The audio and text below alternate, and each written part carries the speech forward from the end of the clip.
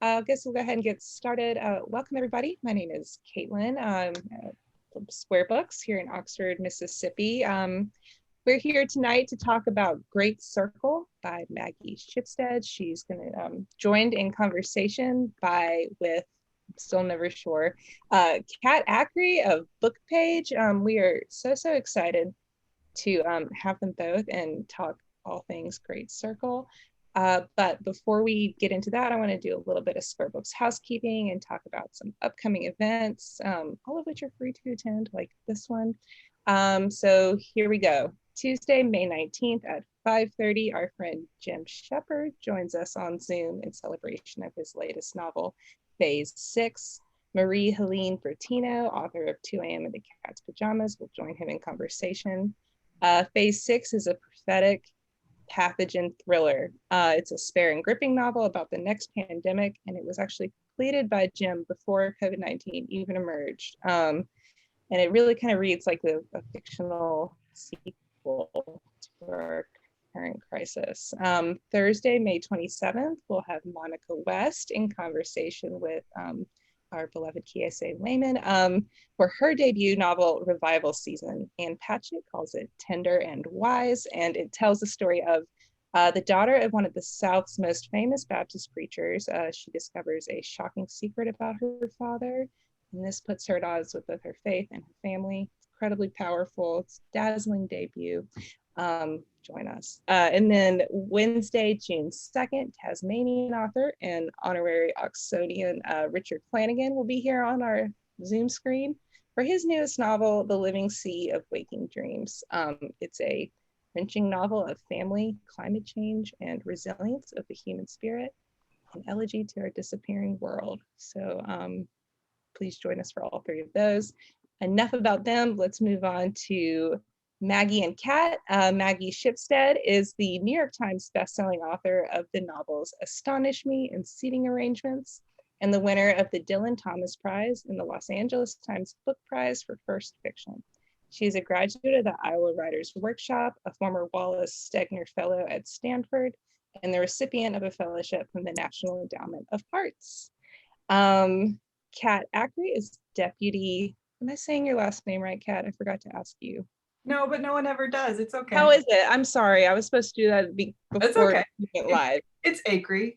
Acree. Kat Acree is the deputy editor at BookPage, where she has been connecting readers with incredible books for more than 10 years. Thank you, Kat. Currently, she is coordinating all fiction and audiobooks coverage, so she's also handled mysteries, children's books, and YA literature. She is a longtime arts, design, and culture writer in Nashville, Tennessee. Phew.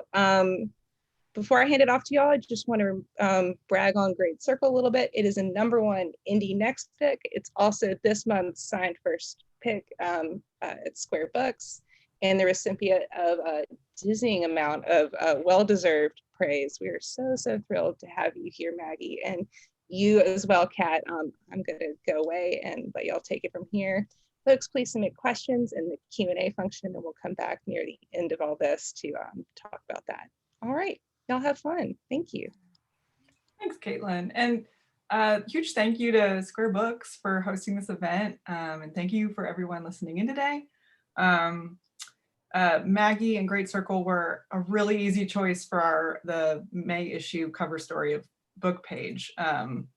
It's been such a privilege to share this book with readers because what a joy it is about flight and art and ambition and love. Quick summary, it's the epic story of Marion Graves, a female aviator who goes down in history for disappearing in 1950 while attempting to fly around the globe by way of the North and South Poles. Her story is cut with scenes from a modern day mega movie star named Hadley, who will be playing Marion in a film adaptation of her life. So before we dig into the novel a little bit, I just want to say this book would be incredible on its own in any other year, but for many of us, travel, big travel, has been and is like still outside of our grasp. And so while I was reading this globe spanning novel, it was all the traveling I hadn't gotten to do.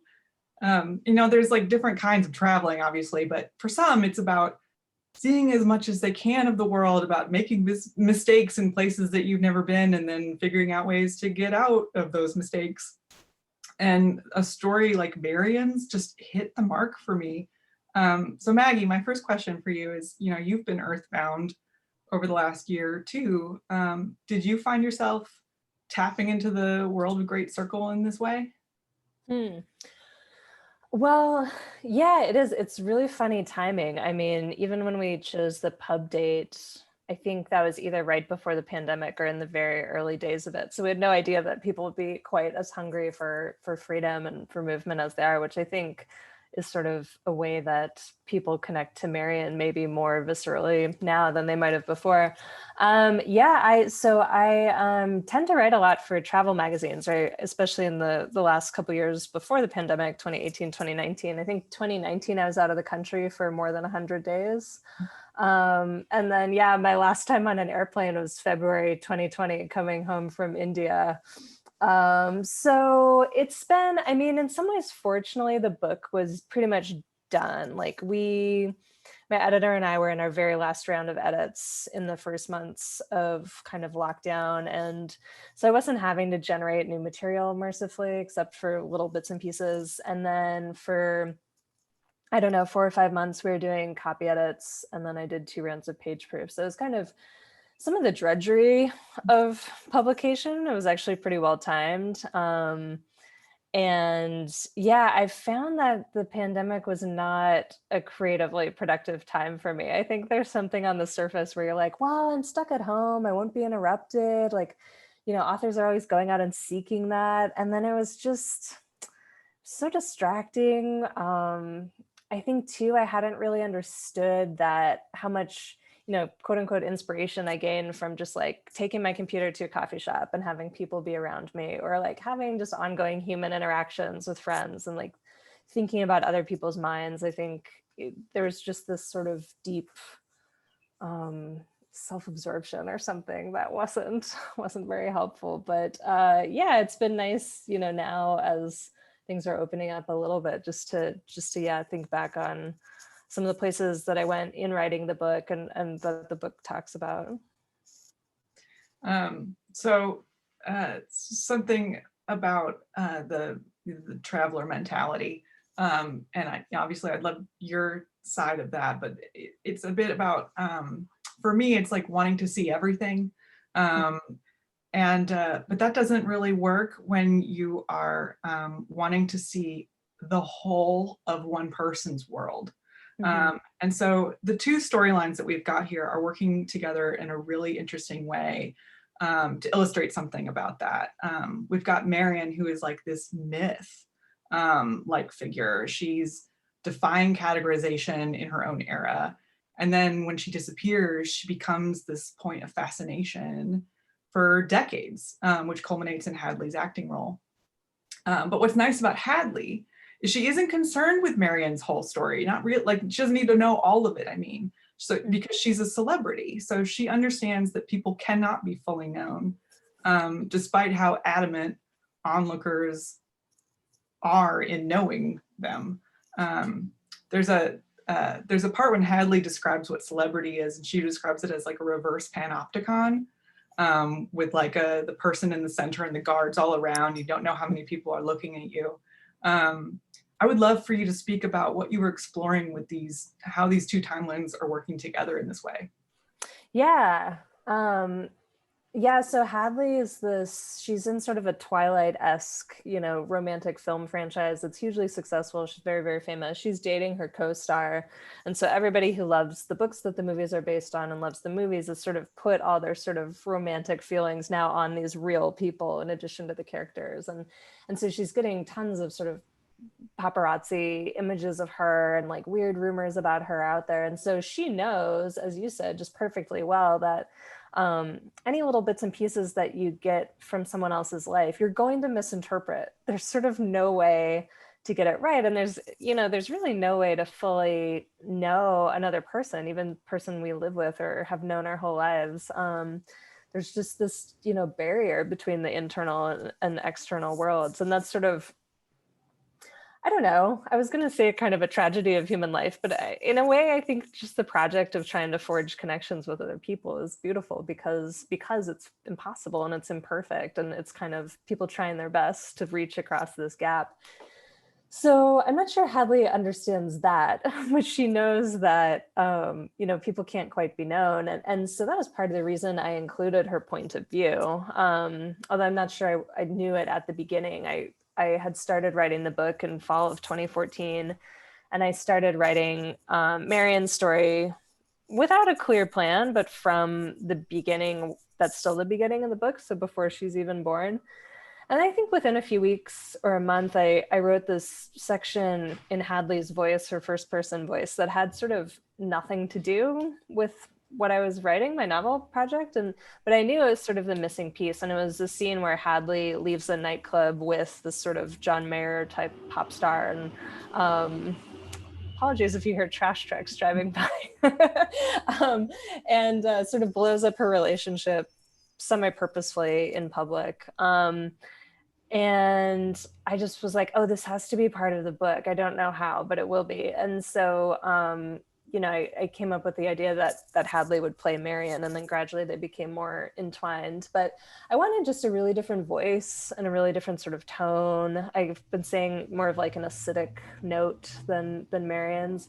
But I also wanted this lens on exactly this problem, how much problem or reality, I guess, how much of a life is lost. So the reader gets a really close view of Marian's entire life, pretty much through her point of view. And then through Hadley, we can see how, 65 years later, people dealing with Marian's logbook that she leaves behind during her incomplete circumnavigation, maybe stuff people remember about her that was in the newspaper at the time. Then there's this novel that's written about her, and then that gets adapted into a movie. So it's like this crazy game of telephone that's creating this story about her. And Hadley knows that, like, it's not the truth. It's just they had to commit to a story. There's a really wonderful moment in Hadley's timeline. It kind of felt like a wink and a nudge to the reader. She's reading these logbook entries, which are honestly some of my favorite parts of the book. They're just beautiful. And I just wanted to read the whole logbook, but like, that's kind of the fun of it, right? Is like, even though we know Marian's whole timeline, we still don't get to read her logbook. We still don't have absolutely everything. I did try that. I couldn't make it work. That was one of my attempts. Yeah, but just like the little snippets are just like, But so Hadley is reading these logbook entries, I think from like a biography. And she also reads a novelization of Marian's story. And it's like kind of, like mid-list historical fiction. And, she's comparing the different the ways that this novelist has written Marian versus these beautiful, powerful logbook entries. And she's like, this doesn't match. What is this? Mm-hmm. And it just felt like this like little wink at like historical fiction readers, just the way that historical novelists take liberties based on the way that they want to shape the story. In this case, Marian was being cast as someone who was more, I don't know, not familiar, reassuring, not this complicated, just human. So I just want to know what your thoughts are, the roles or obligations of the historical novelist. Yeah, I mean, I think anyone making a sort of cultural consumable out of a real life is in a tiny bit of a bind. And I think like the example that's springing to mind is the film of Out of Africa. And I think so, in the film version, which obviously is based on Karen Blixen and Isaac Denison's own version of her life, written version, the film still avoids some things that would really challenge the sympathy or empathy of viewers, like in real life. Dennis Finch-Hatton was kind of never faithful to her, and actually had a whole thing with Beryl Markham, another famous female pilot, and Karen Blixen responded to this with tantrums and you know, a lot of stuff that just wouldn't quite fit into the like melodious Robert Redford biplane version of it. But so I think, you know, in making a story out of a real life, especially if you feel protective of the real people, there's a strong temptation to sort of tidy things up. And that's a lot of what's happening in sort of the film adaptation in Great Circle too. They're like, well, she must have had this love affair with her navigator, Eddie, you know, and the reader knows by then that that's not true. And but I think, yeah, always looking for, yeah, just comfortable narratives, I think is Tidy, yeah, tidy narratives. yeah. I want to touch back on that, but before I do, I want to, because this is when I was thinking about this question of like the unknowability of the person, it made me think of an event I watched with Ann Patchett and Roxane Gay several years ago. I think it was for Roxane Gay's story collection. Anne was describing how readers will come up to her at a book event and share their stories about how Anne's books are so similar to something they had experienced, that they felt like a kindred spirit with her because of that. Because, but of course they, you know, the reader doesn't know the author just because they've seen their life reflected in that author's work. That seems to be something that's being explored here. That, you know, what we know about people really just being a reflection of what we know about ourselves. I kind of wanted to know your thoughts on this. I mean, you're doing a virtual tour for this, so it's not like you're having that moment where you're like coming face to face with people's heart and soul when they come to get their book signed. But, you know, do you have a sense of what people know about you from your art? Well, I think I've done a pretty good job confusing them with my 3 books because they're all really different. And I guess I did get a fair bit of that when I toured and did live events for Seating Arrangements and Astonish Me, my other books. And so Seating Arrangements, for those who haven't read, is kind of a waspy wedding satire and sort of a social comedy. And Astonish Me is much more earnest Cold War ballet drama. And with Seating Arrangements, I mean, like, it was very critical of a lot of things about sort of waspy New England culture. And yet I did a ton of events that would be at like, you know, libraries in little fancy towns in Connecticut, and people seemed to like even the exact same people who in some ways I was lampooning were like delighted by it and would show up, you know, and I was kind of like, oh, in some ways people kind of want to feel seen, you know, sort of regardless of what conclusions drawn. And then I had some interesting experiences with Astonish Me. Like there's a video of this online, but I was doing a book event at Politics and Prose. It might have been the launch, I can't remember, but this woman came and, no, it wasn't, it was a little bit later. And she was this beautiful, like perfect posture, regal older woman with like short gray hair. And she had been in the Ballet Russe, and she just kind of showed up and was like, this was my life, and then like vanished into the darkness, and like it was incredible. A couple other things like that, where something about that book hit people in this really personal way that they didn't always explain to me, but would tell me about. Like they just say that it meant something and would want a picture of me or something, but it was always very like cryptic in a way, and I never really knew what it meant. So there's something weird and, I mean, exciting about it. I guess it's just like, what's the word? It's like there's an uncanniness, I think, that strikes some people. I think you'll probably find over the years that you'll probably get that for this book too. Just because it's so vast, whether or not you're connecting with Marion or Jamie, you know, I mean, or Caleb, there's just so many. So speaking of those characters, vast story, you feel the weight of Marion's choices in the stories of these people that surround her. So Jamie's her twin brother, Caleb's her longtime lover. They were like a trio growing up together, but then there's so many others. I mean, we get to see, you know, the story of her father a little bit. You just get all these little pieces. There's this wonderful moment when Marion, she kind of wonders, you know, why can't I be the center of the universe? And in that moment she is. So with all that in mind, I want to talk about the book's epigraph, which is one of my very favorite poems, I Live My Life in Widening Circles by Rilke. It's a poem about the self evolving wider toward caring less about the self and more about the world to which that self belongs. One of my favorite environmentalists and writers, Joanna Macy, she said, "There's nothing that can happen that will ever separate me from the living body of Earth."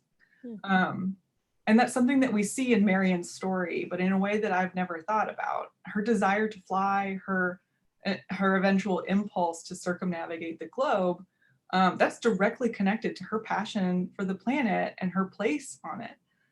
So I just broadly really want to hear, why you chose this poem, what it means to you. Well, I didn't know it before I was writing the book, and I was really had an eye out for poems about circularity. I can't remember exactly when or how I came across it, but I had a strong sense of recognition that I was like, this is exactly what I've been looking for. And isn't like restating what the book is saying, but is sort of in harmonic, like a harmonic to it. And yeah, I mean, Rilke, that collection, the Book of Hours, are love poems to God.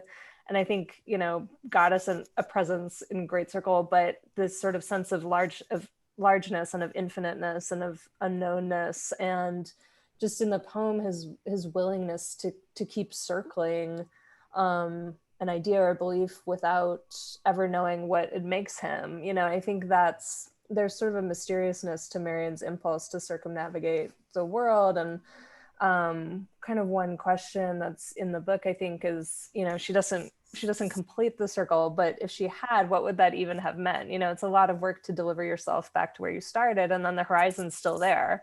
And so this impulse to be in sort of constant movement, I don't know. I mean, I've been asked a bunch of times if Marion's running away from something, and I never really think so, but I also think that movement is a little bit of a race against the clock, just in terms of your life and your mortality, just wanting to sort of cram more in and see more things. And I definitely relate to that in some ways. And in lots of my travels, like, I'm definitely someone who can sort of stare out a window definitely, just at whatever is out there, it doesn't matter.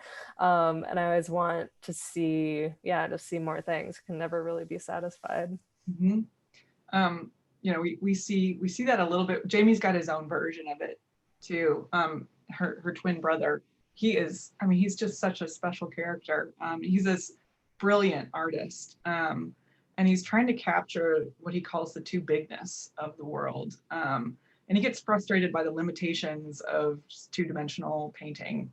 And so he starts developing like three-dimensional aspects to his work, like bending the perspective and widening the angle. And, I just felt like it felt like you were doing pretty much the same thing with this novel, and that you're spiraling in and then pulling way back. You're giving the history of Missoula and then zeroing in on Marion's day-to-day struggle, and then Hadley is just 100% first person, which is about as intimate as you can get.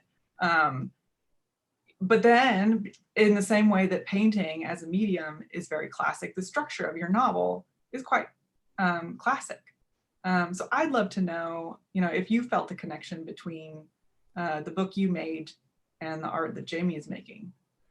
Yeah, absolutely. I did. I mean, I think it's almost impossible to write about another art form without writing about what you're doing. And I really felt that and astonished me too, talking about kind of how dancers are tantalized and taunted by perfection, and it's never quite achievable. You spend your life in pursuit of it. It seems like it should be right there, and it's not. And I feel like in my writing, I've made peace more or less with the impossibility of perfection. I'm pretty good at sort of being like, I'm ready to let go of this, but yeah, Jamie's paintings, and I'm sure by the time I got to the point in the book where I was describing his paintings, I'd been writing this book for quite some time. I was, fairly far into my first draft. Was 980 pages. So I'm sure it was 500 pages in or something. And so I had been grappling with this, like, you always have to make choices about what to include. You can't express kind of the infinite. You can't even really grasp it intellectually, I don't think, like whenever you hear, like if you go to the IMAX theater and watch something about space, just like the distances and the scale of it are impossible. You just can't really quite get it into your brain. And so, yeah, I mean, making a novel involves millions, probably billions of choices. And I was doing kind of exactly what you said, like Jamie's trying to find not like cheats in a way, or just techniques that will allow him not to actually squeeze the infinite into a single canvas, but to sort of gesture toward what is being compressed. And so I think that is part of where my idea came from. For those who haven't read, there are some sections in the books that are called incomplete histories. And the first one is of Missoula, Montana, and it goes back 15,000 years. And it's during the Ice Age and describes the formation of a glacial lake there that empties and kind of races forward through history. And so, yeah, I was really preoccupied with scale. That's kind of, when I was writing it, someone said, well, what would you say this book is about in one word? And I said scale. And it's about, a human life is very tiny and very huge, and the planet is very tiny and very huge. And just kind of trying to make sense out of that and to express it in some way, which in the book was, structural, while also coexisting with, in some ways, almost like an old school long novel. Like it's certainly not an avant-garde novel in terms of being fragmentary or anything like that.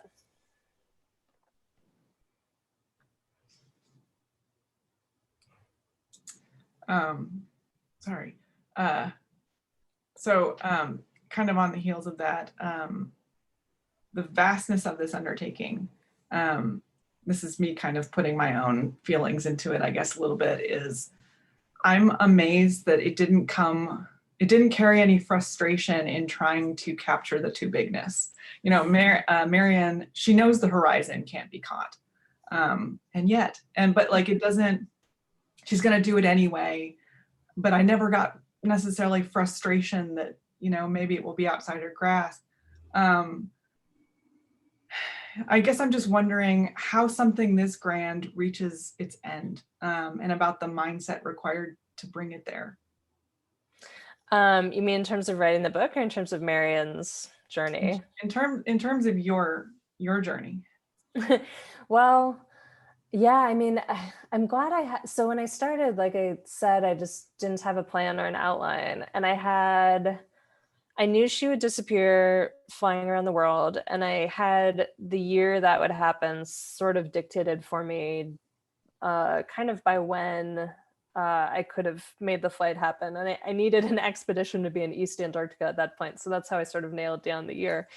And I had sort of these like things I was aiming towards, which I've called waypoints. Like I knew she would fly in World War II. I hadn't decided whether it'd be in the US or the UK, and there would have been ways to do both. So it took 3 years and 3 months to write the first draft. And I think maybe 2 years in, I had this day where I realized I'd written more than 400 pages, and like longer than seating arrangements. And I was pretty sure I wasn't halfway done. And I was just like, I don't know if I have it in me to keep doing this for more years, when you think about it. And like friends of mine were publishing books, and time was passing, and it's becoming aware that it was like this book would sort of have to sell. I wasn't on contract for it or anything. And I just had to learn to really concentrate on one little bit at a time. And even like I would sometimes set word counts for myself that I wanted to hit every day, but if I didn't, it was fine. And just kind of inching forward in this almost geological time scale is like, it's like forming a stalactite or stalagmite, and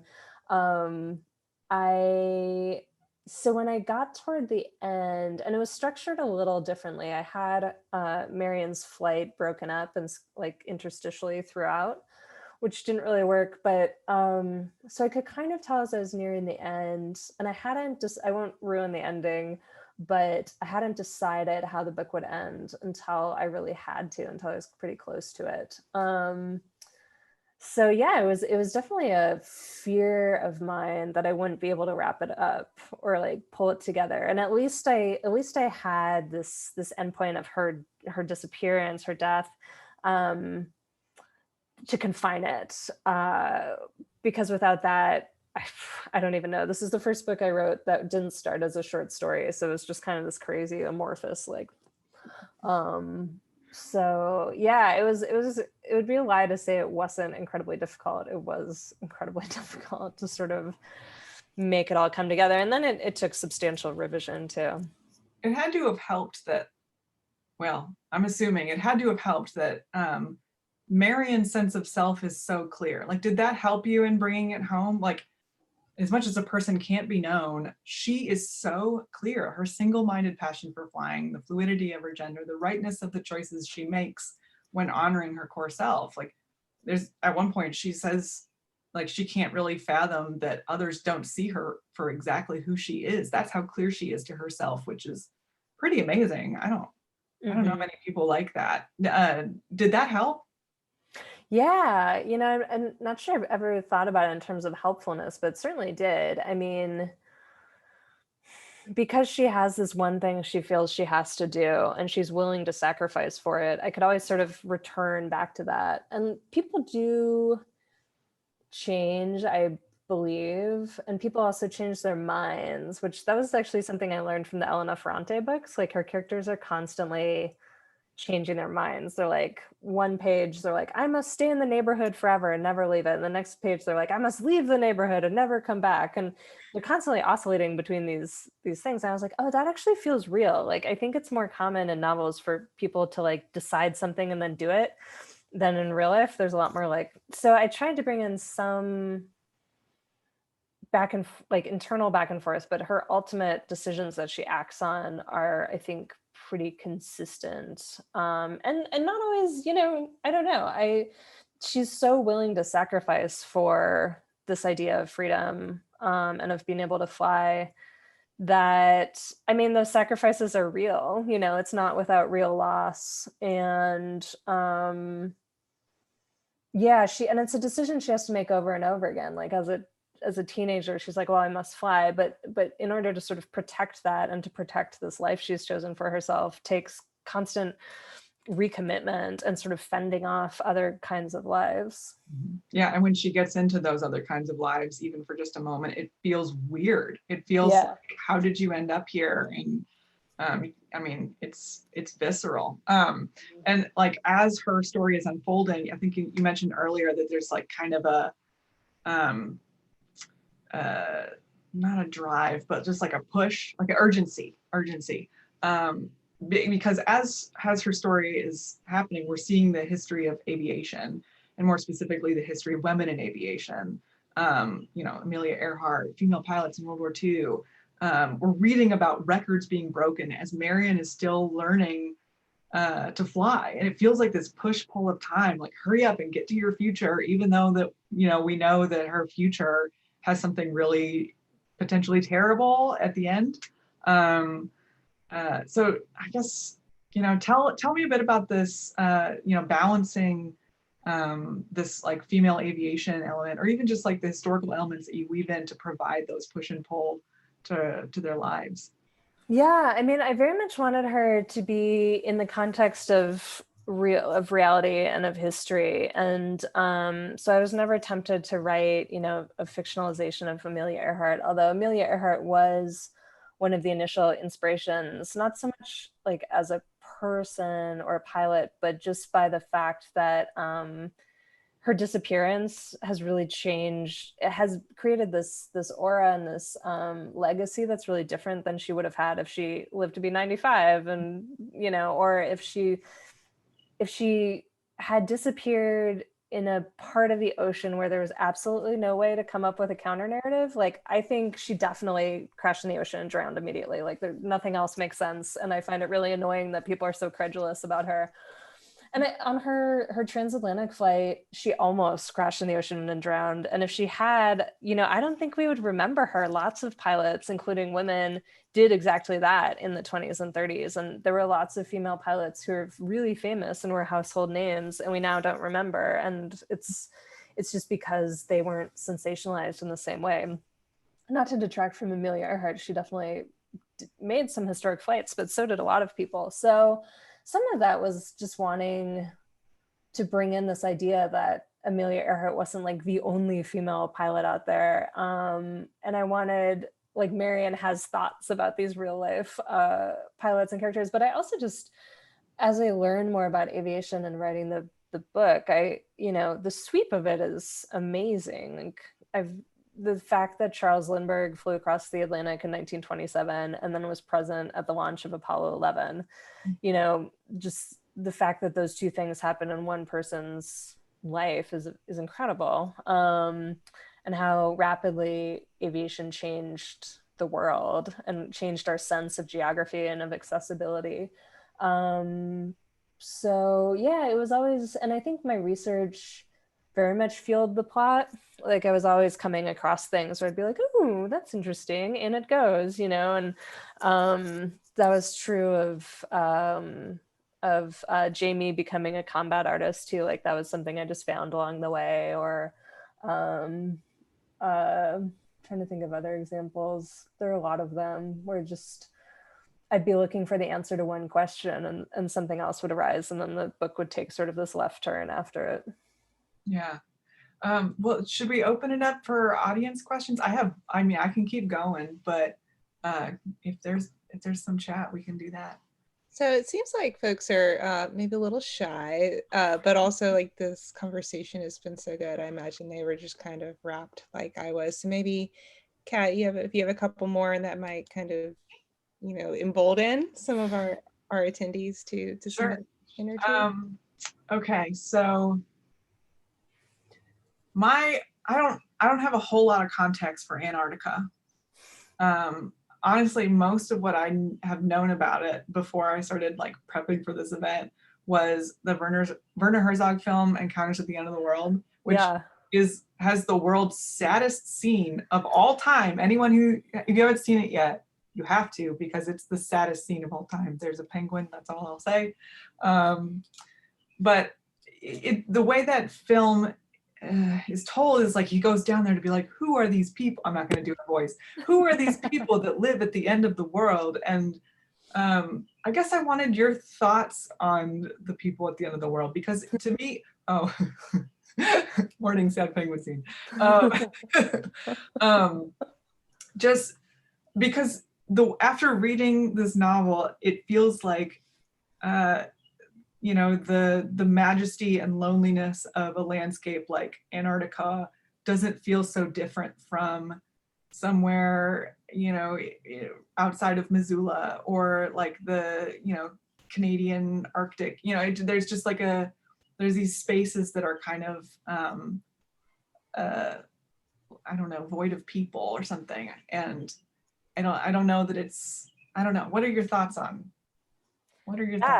I've given a ton of thought to Antarctica, and it's really funny. It seems like the poles, like the polar regions, are places that sort of captivate people or don't. Like, I've been to Antarctica twice, and I've been to the Arctic about 5 times, and mostly on magazine assignments. And often you're on a ship, and there are all these couples where, like, one of them is obsessed with the poles and the other does not care and is just along, and then they make a bargain where, like, the next trip they go to the beach, and the weird polar person has to, like, put up with that. I think, like, when I first went was in 2016. I was to the Ross Sea, which is, most people go to the Antarctic Peninsula from South America, and a big part of the reason is it's just much more accessible. It's much further north. So the Antarctic Circle is at 66 degrees south, and most trips from South America don't even go that far. And then when I went to the Ross Sea from New Zealand, we went to like 79 degrees south. So you have to go really far before you hit land. And so it's just like days of being in this like empty, angry ocean, super cold. And then all of a sudden there's like land. It's just down there. And I like woke up and looked at the portal, and there are these like ice covered mountains, and they just seem to sort of like rise out of the ocean. And there's just glaciers and ice on everything. and penguins everywhere. And it's like, oh, this is just here. Like, it's just sitting here on the bottom of the planet, like, regardless of whether we can see it, you know. And in winter, you kind of can't. I mean, unless you're in the year-round staff of a Antarctic base, of which there are very few. And it's like incredibly hostile to human life. Like, even in the Antarctic summer, you're like, oh, this place wants to kill me. Like, it's so cold, it's so barren. But it's also incredibly beautiful, and the wildlife are abundant and interesting. So, I mean, it loomed large in my mind as I started writing the book, because one of the first things I did was just try to figure out how she would fly around the world north-south in 1950. And this was sort of dictated by, you know, geopolitics. Like, I wouldn't, and my brother, who's a pilot, like, sort of helped me with this. And he was like, you probably wouldn't want to go through the Soviet Union at that time. And I was like, okay. And then many, many lines of longitude, there'd just be too much ocean. Like, that's the huge problem. And even with the one I chose, which I think is feasible, though would have been very difficult, the big problem was Antarctica. And it's like, this kind of plane, even if you filled it up with fuel tanks, would have to refuel twice. So, like I was saying earlier, I timed it with an actual expedition that would have been in East Antarctica and could conceivably bring fuel. Then she would have had to fly over the interior to the Ross Ice Shelf, where it had been, and where at that time there were sort of bases, abandoned bases from past expeditions. But I also really wanted to see, or to know, what it would be like to be in the Antarctic interior, because when you go as a tourist, you're almost certainly going by ship, and so you see the coastline.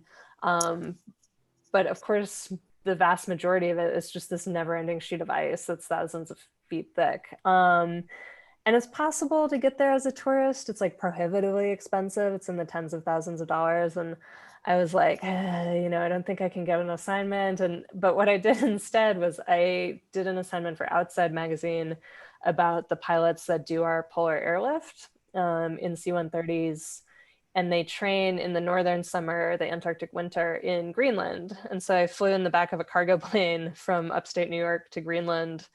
We were there for a few days, and then we went and landed on the Greenland ice sheet with skis on the C-130. And so I got to get out and kind of tentatively like crunch through the snow. And, you know, there's, yeah, like 5,000 feet of ice down there or more. I think we're at like, you had to have like a doctor's release for the altitude, and it's just because of the ice. So we're at like 8,000 or 9,000 feet. And just like this disc of white, you know, just nothing, no life, no color, and then like a dome of sky. And it was, you know, for a book about scale, that was a sort of formative just vision to see this sort of, you know, endless plain of white. And so that was really helpful for when Marion's flying across Antarctica. Although I've looked at those scenes more recently, and I'm like, this was like, all that work was for like 4 sentences. But, you know, I think it sort of seeps through the whole book in a way, probably. Okay, last question I got for you, because when I was coming up with questions for you, I had too many, and by a lot, because I mean, it's a vast undertaking. But it just, first of all, it just flows, just because it's long and full. It reads, I mean, I read it in 2 days. I do not do that. I am like I'm kind of a slower reader sometimes. But so, is there something that in the 3 weeks that you've been doing book events that you like haven't gotten to talk about in your book enough? Like, there's a topic that you're like, man, that's like my favorite thing, and no one will ask about it. Is there anything? This is your time. I have to say, like, not really.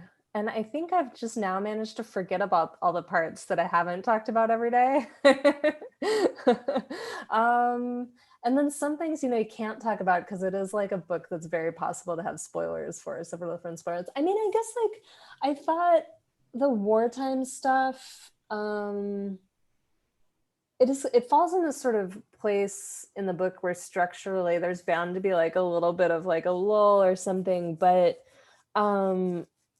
this was a real life thing that happened, that I think 25 American women went to the UK to fly for this civilian organization that transported warplanes. And so I went to Stanford, and in the Hoover Institution, they have all the personal papers of maybe 3 of these women. And they have these like, all their letters home. So I had to sort of like peel apart like all these layers of onion skin and read about their flying. And it was this really ingenious system in a way where they would be taught to fly one type of aircraft, and then they would fly all the varieties that sort of fell under like small 2-engine plane, like large 4-engine plane. And so they'd learn on one and they'd have to do all the others. And so it's a really weird, that's not how people learn to fly now. Like no one gives you like a sheet of paper and is like, here are all the specs, like go fly this thing. And so they had these really, I think the war, obviously an incomprehensible catastrophe in terms of violence and loss of life. But also I think a lot of people said this at the time, people had this sense of purpose. And so these women, despite the horror of it, had kind of a blast sometimes. And you could really see that in their letters and their photos where they all look amazing. And then they would get together for reunions, and it's all these like old ladies still in their like flying uniforms and had these interesting lives. And it would be like, Roberta and her friend Gretchen like live together on a ranch in Wyoming and raise boa constrictors. And you're like, yeah, they do. So the whole thing was like really fascinating. And I think there's a movie coming out about sort of their American counterparts, but I've always thought that would make a great movie as well. Yeah. Well, thank you so much, Maggie. This is Thank you for all your questions. Yeah, this has been such a treat. And I'm such like a greedy like reader that like, I mean, it's astonishing to hear the legwork and just kind of lassoing this huge thing into a book. And I just like and I say this as a compliment, because it is an ambitious book, but reading it doesn't really feel that way, which I think is good. Because sometimes, you'll be like, someone will come in and be like, I need a book to read, and we'll be like, this is a book, this, trust me. And with the kind of core customer group, they will trust you, because I don't know, I feel like especially after last year, no one has like any sort of attention span, myself included. But this is just like such a like, it feels like almost like a return to like kind of that it's not like a style, but just that kind of feverish sensation of reading where you kind of start to panic when you only have 200 pages left. And you're just like, well, what am I going to do after that? So I just like as a bookseller, but also mainly a reader, I'm so grateful to you for kind of giving that back to me. And I do want to remind everyone that we have signed first editions, and it's a beautiful signature. It is. I mean, like, I'm grateful for any author's signature, but some of them are a complete mess. Thank you. And it's really lovely. And I've linked a few different times where you can buy the book. And Kat, thank you so much.